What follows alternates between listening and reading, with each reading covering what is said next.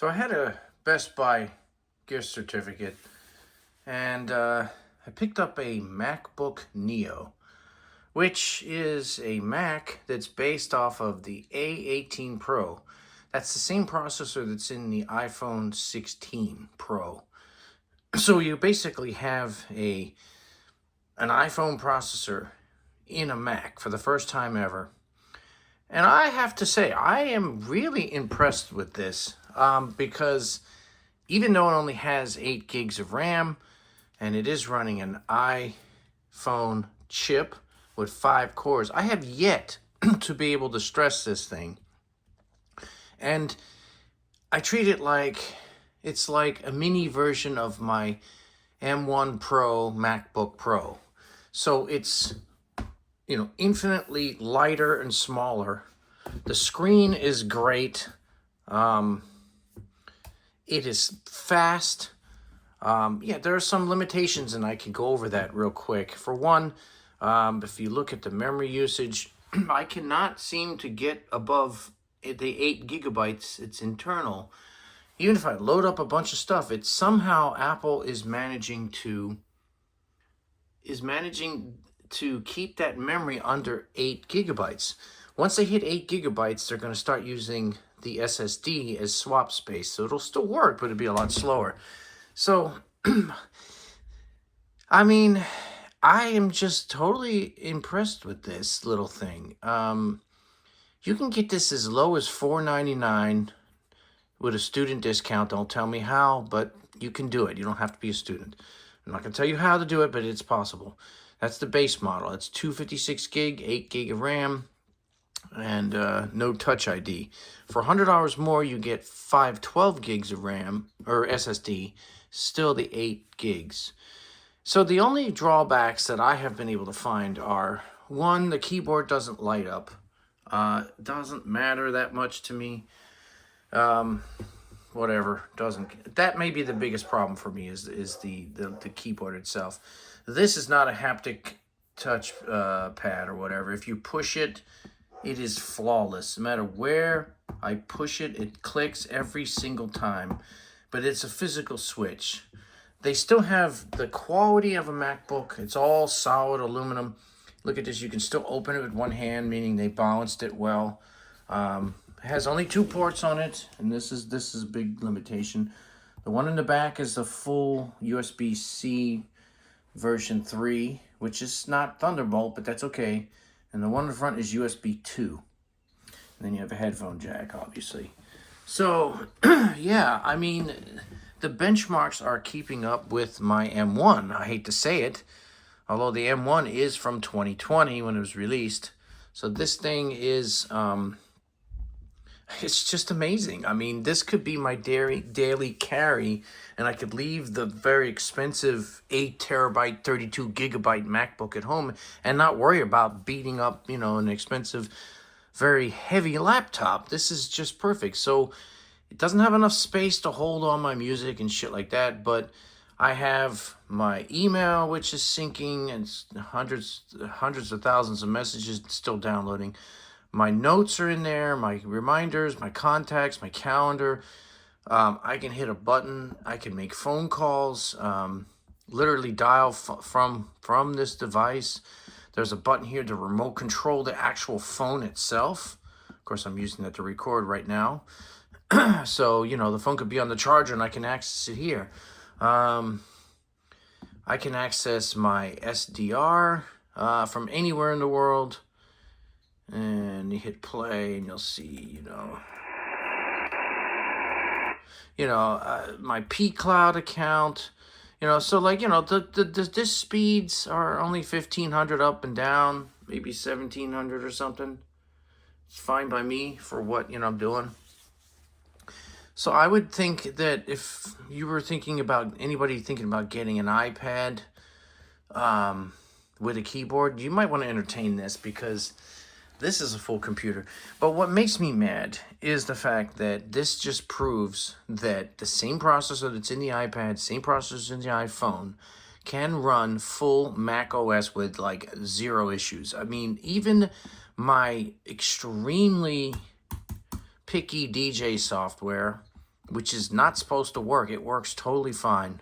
Yeah, I'd highly recommend this thing just for anybody who wants a standard computer for web browsing, content consumption, light video, and audio and photo editing. I mean, you can render 4K, but I don't do that anyway. My only drawback for me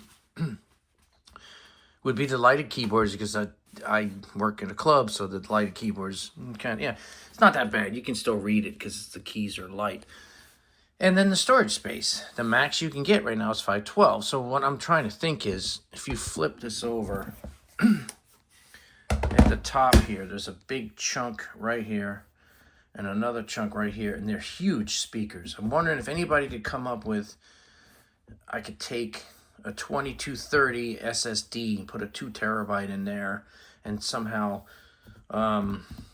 extend it, somehow solder it to the motherboard and eat up a port, but that's okay. The reason why they only have 2 ports is because, this is an iPhone chip, and they never designed it to have multiple USB-C. Come on, they never expected to have stuff. So yeah, people joke they just took a bunch of old processors with a damaged core and they slapped it in a MacBook enclosure that's exactly the unibody thing that you get with the MacBook Pro, and guess what? They're selling like hotcakes. It's insane how quickly these things are selling out. And I thought maybe it was just influencers, people being paid. No, it really is a decent machine. I would recommend this over any day over Windows. Considering that if you took the same 8 gigabytes and this processor, there's no way in hell you could run this, run Windows. Apple's doing some shit in the background. I can guarantee it. Because they must be swapping stuff out. Let's click memory here. Yeah, so in my case, since I'm downloading 144,000 messages, mail's using 612 megs, notes 500 megs, Safari is 495 megs. My total, I'm at 5.58 gigs. I still have 3 gigs left. Look at this. I could load UTM. I haven't tried Parallels, because I think it's ridiculous. Windows is bloated enough as it is. But guess what? I can run Linux with UTM. And here we go. Here's a Parrot OS, which is a pen testing hacker OS that I use. And that's it. I just spun that up in, 2 seconds? No problems at all. It's very fast. Yeah, I am totally impressed with this. I'm not taking this back. I only bought this to play around with it. But now the more I use it, I'm like, I like this. I don't care about heavy, bulky cases and rubber bumpers and stuff like my MacBook. I'm so protective of, because it's the granddaddy of them all. 8 terabyte, 32 gigs. The thing probably cost over $4,000 or $5,000. I got it used.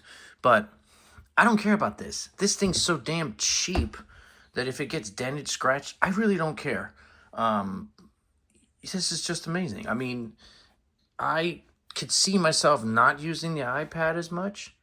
Speaking of iPad, why can't... This is just proof that they could totally put macOS on the iPad. And I know the reason they're not doing it. There's 2 reasons. One, they don't want to, cannibalize the sale of their Macs. So they say, nope, you can only run iOS. But the second reason is the thermal throttling. When you start doing desktop stuff, I haven't got it to throttle yet, but I know that people have. But there's a solution for that too. People have taken this thing and taken the screws out and found that the entire inside is completely repairable. Everything, even the jacks on the side, the speakers, everything, the battery, the whole board comes out. There's no glue whatsoever. It's completely serviceable. And I'm like, wow, that's amazing for Apple. They typically don't do that. But I ordered a $7.99 thermal pad that it'll go on here, and it'll boost the performance 20%, just by transferring the heat. So it won't throttle as much. Which it hasn't throttled yet, but when it does, it won't throttle at all because of the fact that this whole back becomes a heat sink. $8. You know, and I'm sure they didn't put the heatsink in because they wanted to slow down, so you go buy the more expensive MacBook Pro. But, you know, this is the reason that they're not making iPads into macOS, is because it's so impossibly thin. I mean, if you were to look at the iPad, it's just a little bit thicker than this, the new one. And imagine that the battery is here, the screen is here, the processor's here. I mean, just bigger than that. That's how thin that iPad is, right? So I can understand why they don't want to run macOS, because it'd be constantly slowing down. Yeah, I tell you, man, 3 nanometer processor. These are the rejects. These are the chips that failed and didn't make it into the iPhone 16 Pro. I don't care. I'm not doing large language modules. I'm not playing games. I just need a Mac that's ultra portable. It has all my shit on it, and everything syncs. You know, if you're not in the Apple ecosystem, you have no idea what you're missing. My messages from my phone, they transfer over. My email, they transfer over. The maps transfer over. The photos sync over. The phone, I can make phone calls. My calendar syncs over. Contacts, reminders, everything I type comes in all the devices. Notes, remote controlling the damn thing. Here's another reason.